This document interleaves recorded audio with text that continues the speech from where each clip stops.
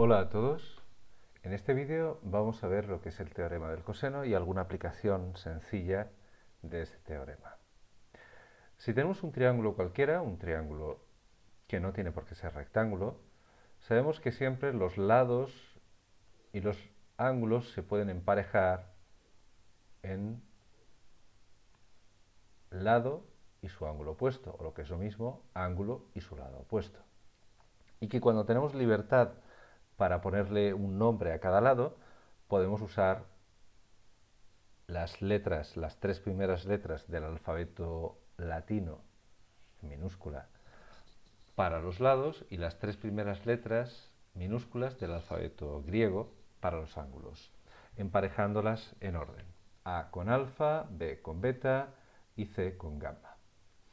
El teorema del coseno es un teorema hermano del de Pitágoras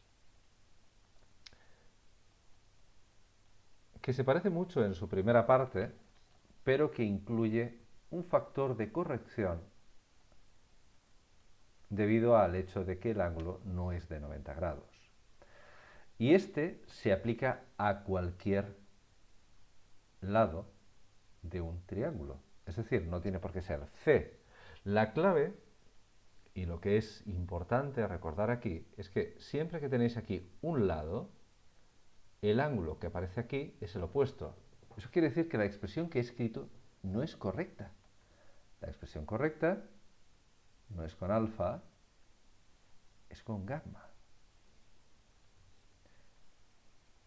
Pero si yo en lugar de usar C pongo A, por ejemplo, la fórmula cambia porque en el otro lado aparecen los otros lados, nunca mejor dicho, y el coseno del ángulo opuesto a alfa, que es, perdón, del ángulo opuesto a A, que es alfa. Podemos hacer lo mismo con B, y evidentemente aquí solo pueden aparecer A y C, y el coseno tiene que ser del ángulo beta. Es decir, la clave siempre es que si aquí aparece un lado, aquí tiene que aparecer el ángulo opuesto. Y vamos a usar este teorema para resolver el siguiente caso. Imaginad que tenemos solo un ángulo, por ejemplo este, vamos a decir que es 30 porque nos resulta práctico tener ese valor. Vamos a suponer que esto es 10 metros, vamos a suponer que esto es de 8 metros, por ejemplo, y queremos obtener ese lado, C. Por el teorema del coseno,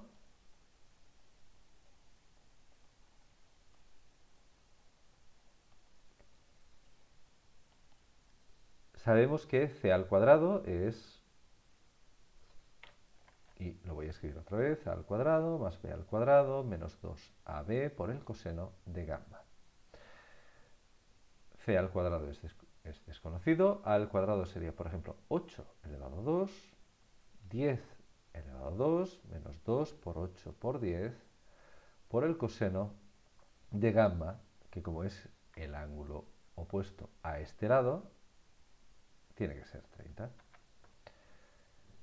Tenemos que 8 al cuadrado es 64, 10 al cuadrado es 100, esto sería 160, y el coseno de 30 es raíz de 3 entre 2. Tenemos que esto es 164, esto es 160 por raíz de 3 partido de 2. Y ahora lo que voy a escribir es incorrecto. ¿De acuerdo? Esto es incorrecto.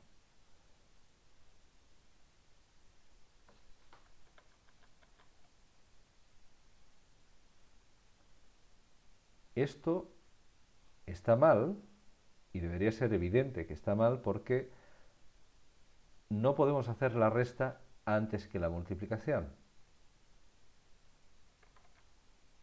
Lo señalo porque es un error que comete mucha gente con demasiada frecuencia.